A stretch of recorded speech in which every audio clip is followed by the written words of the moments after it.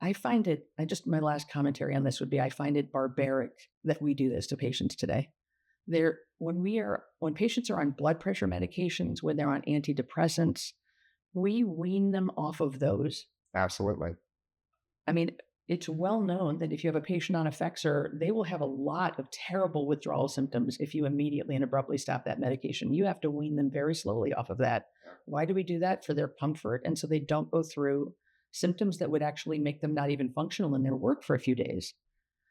So why do people who are on alcohol, or even people on opioids, anyone, cocaine, they go into detox, and essentially what's done is they're abruptly stopped, and they're, in some cases, put on IV medications, and in some cases, they're intubated. They'll be put in the intensive care unit for this. Wow. Why would we do that? Why would we do that? I mean, what an invasive thing. It's so important that you stop right this second that it's worth putting you on a ventilator to do it. Is it?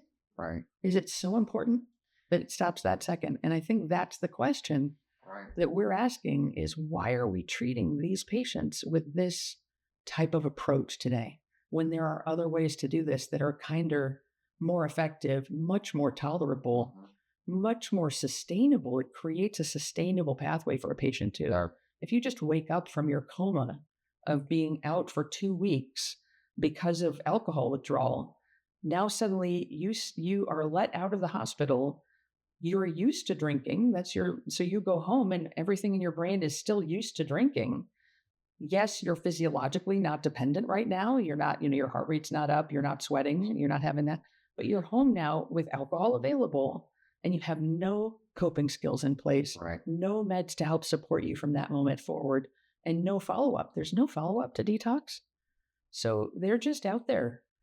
And so we wonder why 90% of people return to drinking very quickly after detox.